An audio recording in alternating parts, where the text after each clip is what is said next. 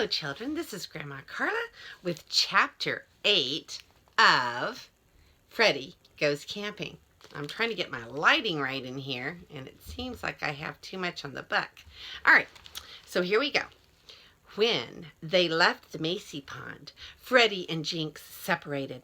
The cat went back to the farm to tell the animals about Mr. Aha, and Freddy went down to Cinderborough and called on Mrs. Lafayette Bingle, with whom Mrs. Phillimore had gone to stay. Mrs. Bingle welcomed him warmly. He had once done a small detective job for her, and she had been very grateful. "Come in," she said.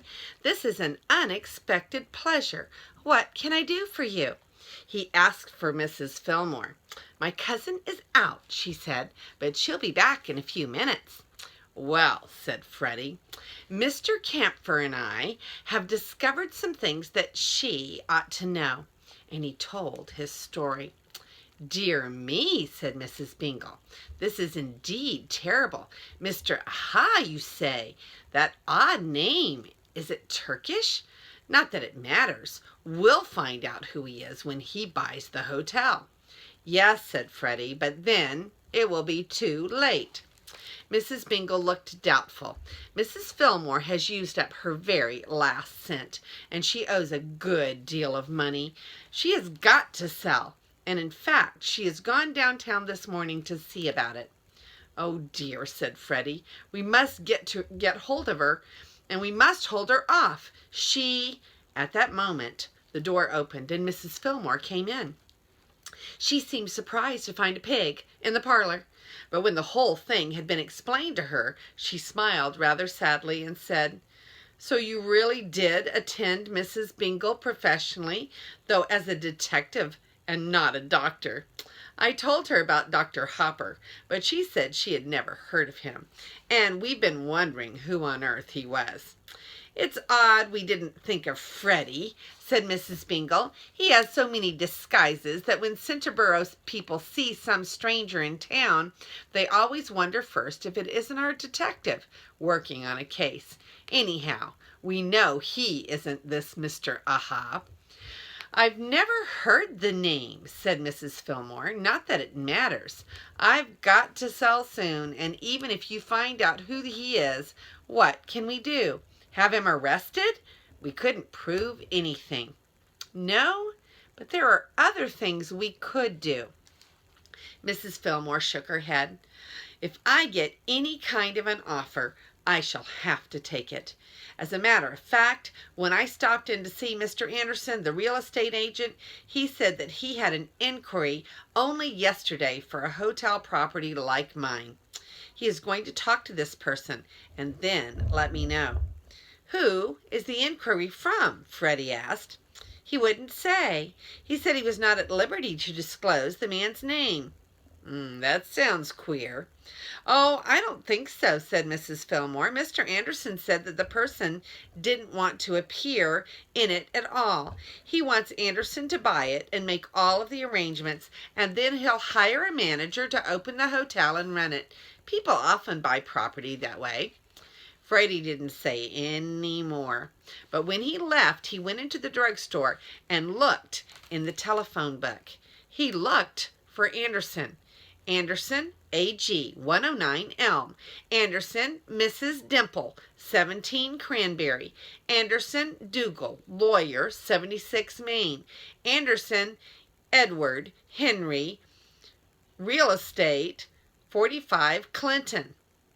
"That's him," said Freddy, and he rang the number. "Mr. Anderson," he said, when he had the man on the phone, "this is Horace Green, formerly proprietor at the Ocean House at Wappasset, Massachusetts. I'm looking for a small summer hotel in this locality. Want to buy it and open up this coming season. Do you know anything of the kind within, say, 50 miles?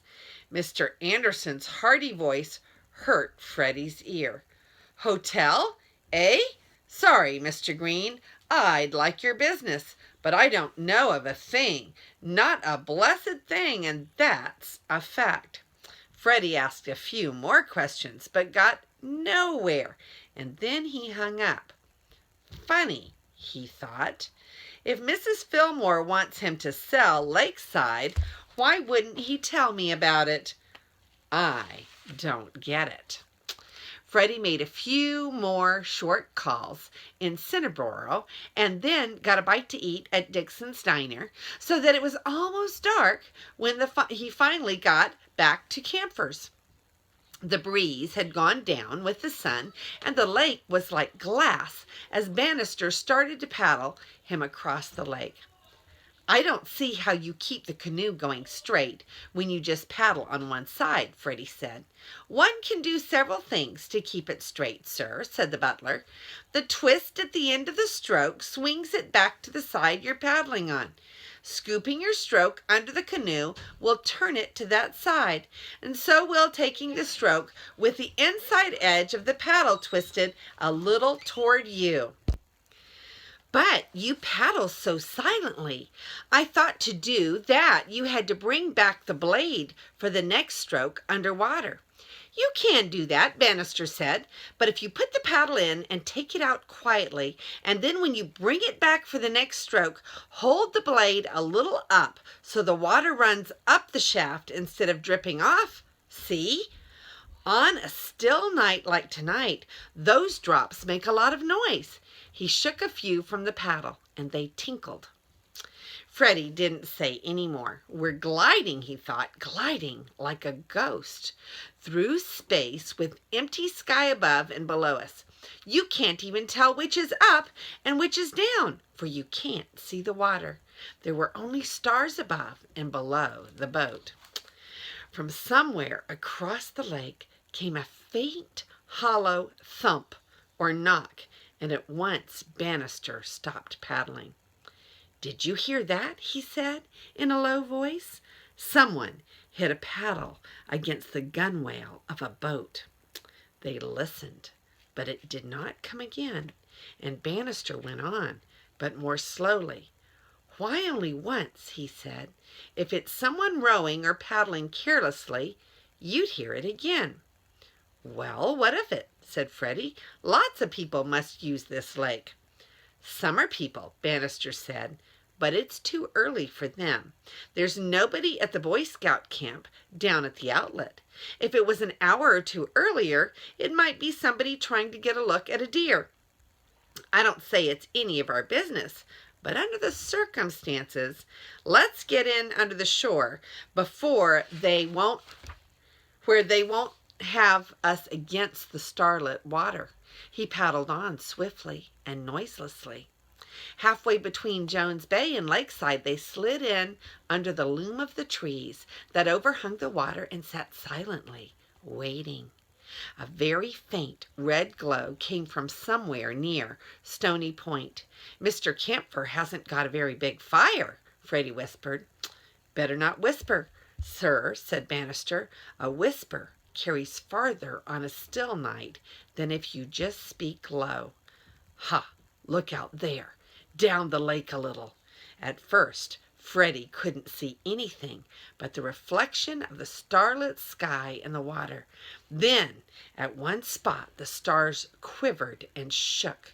Something had disturbed the smooth lake surface, and then a patch of darkness, blotting out the star line, moving across the water. It glided toward the lakeside dock. They saw a flashlight flicker. Someone was walking up the dock toward the hotel. We'd better get Mr. Camphor, Freddy murmured, and Bannister's paddle slid into the water. The canoe swung around and moved back toward Stony Point. Mr. Camphor walked down to meet them as they beached the canoe.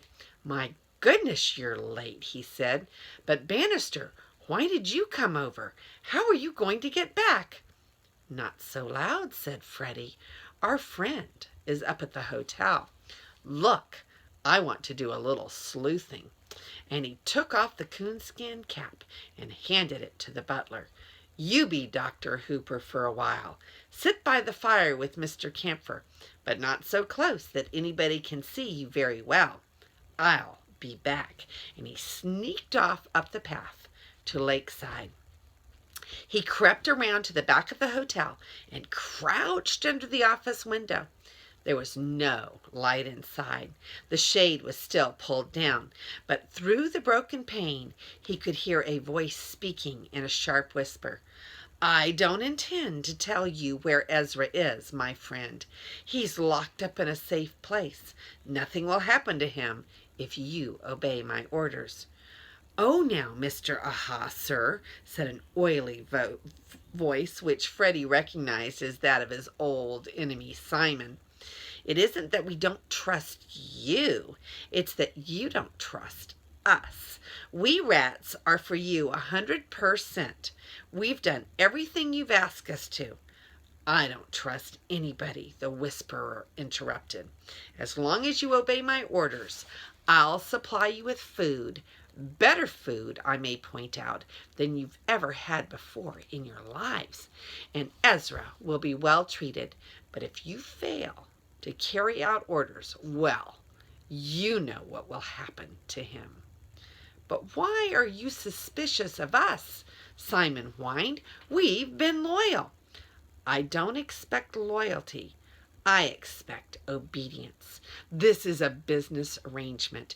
Each of us has agreed to do certain things, and I intend that you shall carry out your side of the bargain."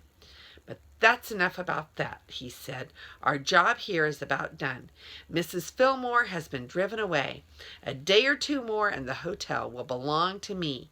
Tonight I will take you back to your cottage.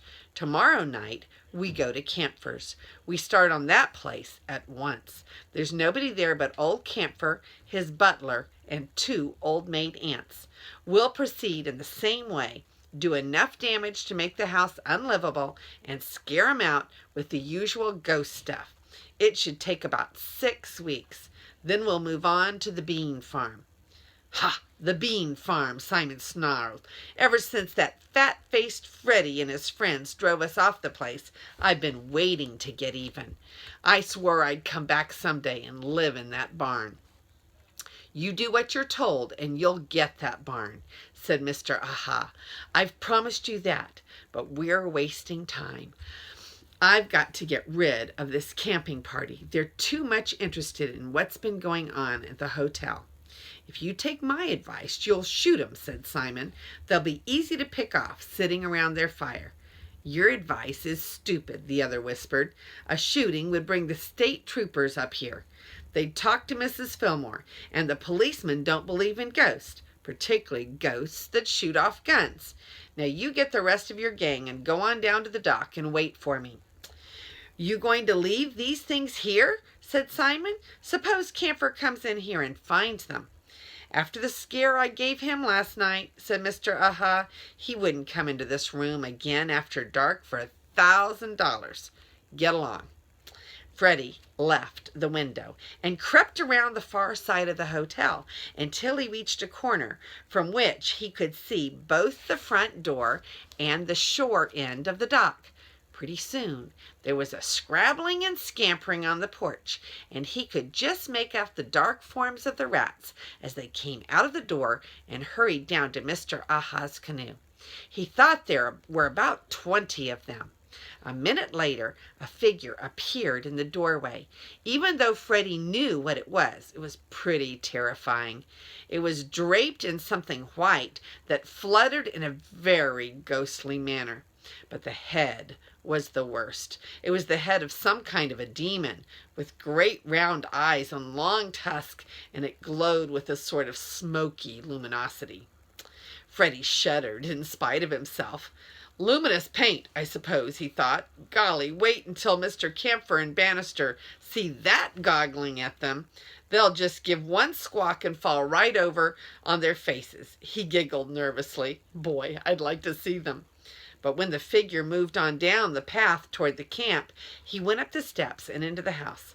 For if Mr. Aha had left something in the office, now was his chance to see what it was. Of course, he couldn't see a thing.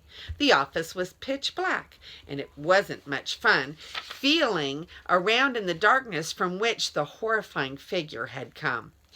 As a banker, Freddy didn't take much stock in ghosts, but as a poet, He had a lively imagination, and he began to think of all the things that he might find. Of fingers that might tap him confidently on the shoulder, of cold hands that might clasp his wrist, of thick, oily groans that might come from that far corner. Then he fell over something and gave a groan himself, for there was a thump, and jaws snapped shut on his leg. Freddy was good and scared. He thought of steel traps. He thought of alligators. He lay there for a moment, and cold perspiration ran down his back under his heavy wool shirt. But the jaws didn't do anything, and they weren't very tight. He drew his leg out cautiously and then felt around on the floor. A suitcase! It had been open when he fell over it, and the lid had come down and caught him. Freddy felt foolish, and you can't feel foolish and afraid at the same time. He got up and went through the suitcase, feeling of every article. There were some pieces of cloth and a small bottle and several things that he could not identify, and there were 2 false faces, and remembering the advice that he had once given someone had once given him, to walk right up to a ghost and say boo, he took one of them out and put it on. On the back of a chair was a coat. It was certainly Mr. Aha's, but the pockets were empty except for a few slips of paper, which Freddy took. He didn't have any matches, so he couldn't see what they were. He felt of the coat, but the cloth was, well, just cloth. There was nothing that he could recognize it by if he saw it again, and yet wasn't there something he could do, he wondered, so that if he ever did see it again, he would know that the wearer was Mr. Aha? Oh dear, he thought. If I only had a knife, I could make a little cut somewhere, maybe on the back where he wouldn't notice it. Then, if we just watch for that coat, he felt in all his pockets. Some string, half a candy bar, and what was this in the upper shirt pocket? Good gracious, he said. 3 mothballs. No wonder this shirt never gets the smell aired out of it.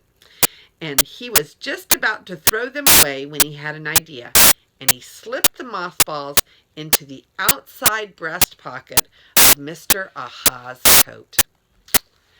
That is the end of chapter 8. Now let's look at our pictures.